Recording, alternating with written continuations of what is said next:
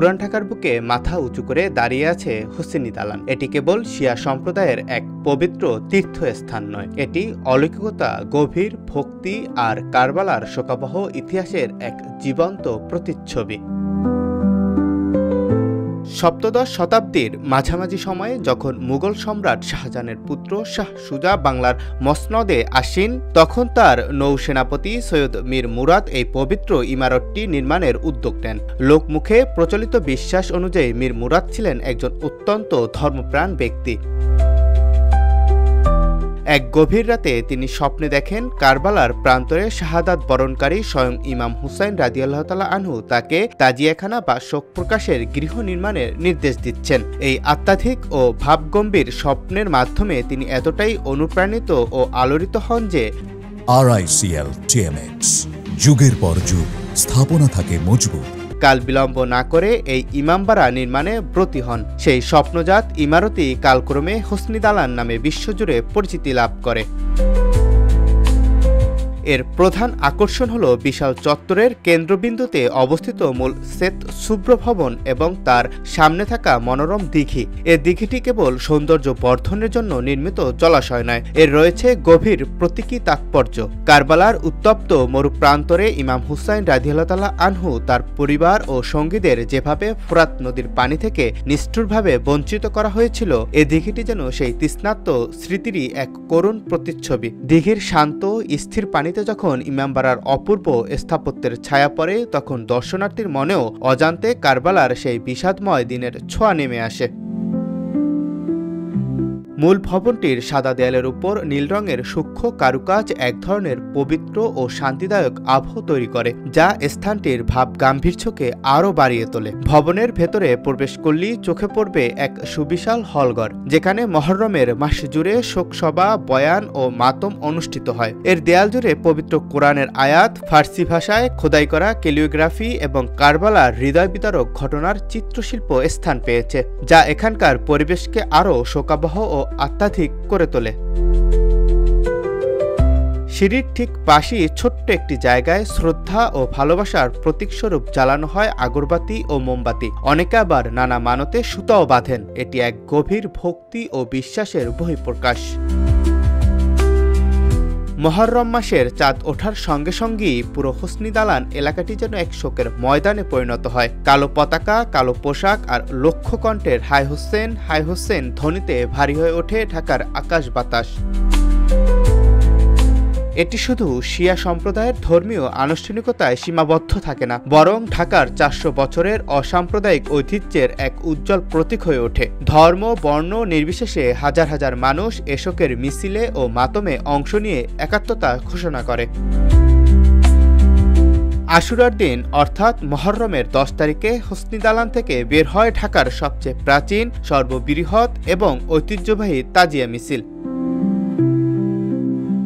অর্ধযুগেরও বেশি সময় ধরে হোসনি দালানে আলোকসজ্জার কাজ করেন এমন একজন ব্যক্তি জানালেন তার অলৌকিক অভিজ্ঞতার কথা। গোলাম মোর্শেদ সাহেব ওয়ার্ড কমিশনার, উনি ছোটোর থেকে এখানে দালানে লাইটিংয়ে কাজ করতো।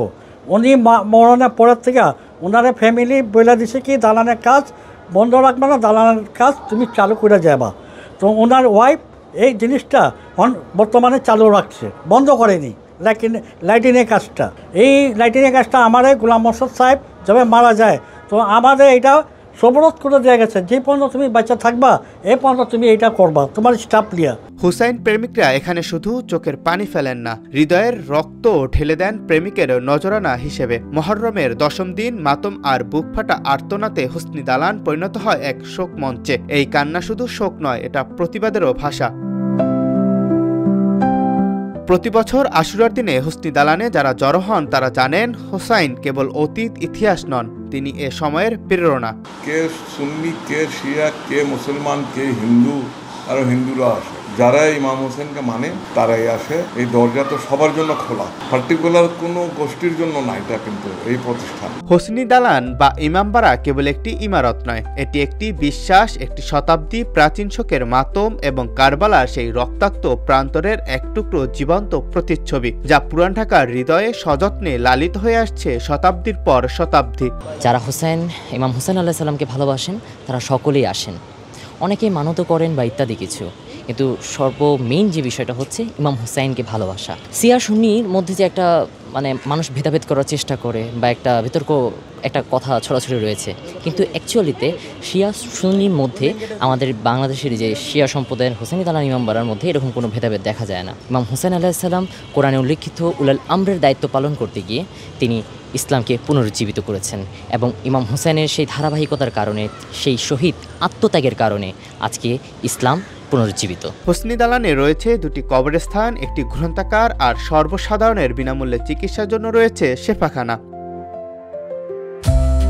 কারবালার সেই অসম যুদ্ধের স্মরণে নির্মিত ইমাম হুসাইনের সমাধির প্রতিকৃতি তাজিয়া, ইমামের বিশ্বস্ত ঘোড়া, দুলদুলের প্রতীক, যুদ্ধের নানা স্মারক ও পতাকা নিয়ে এ বিশাল মিছিল যখন ঢাকার রাজপথে নামে, তখন এক অভূতপূর্ব ও হৃদয়বিদারক দৃশ্যের অবতারণা হয়।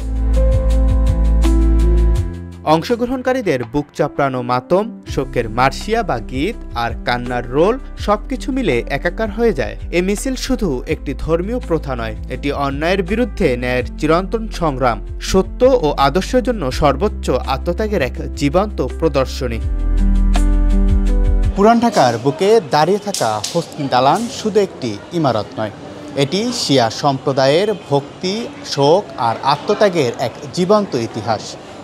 প্রতি বছর মহররম মাসে কারবালার সেই শোকাবহ ঘটনা সাক্ষী বহন করে আজও হাই হুসাইন ধ্বনিতে মুখরিত হয় এই ইমামবাড়া। জাকারিয়া রবিউল, রূপালী বাংলাদেশ, ঢাকা।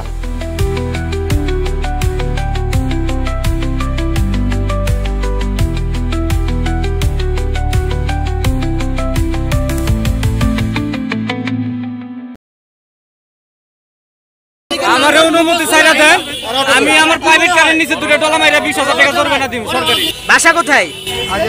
তুমি এই কাজ করো কতদিন ধরে? আজকে আমি আইছি। এর আগেও এরকম করেছো তো তুমি? এর আগে আমি কিচ্ছু, আমি পাস ও কইতে পারবো না, ওর ভাই কইতে পারবো কেরা নিছে। এই তোমার ভাইয়ের কাছে কল দাও, ফোন আছে? ফোন আছে? এদের বিভিন্ন এজেন্ট আছে, এখানে এজেন্ট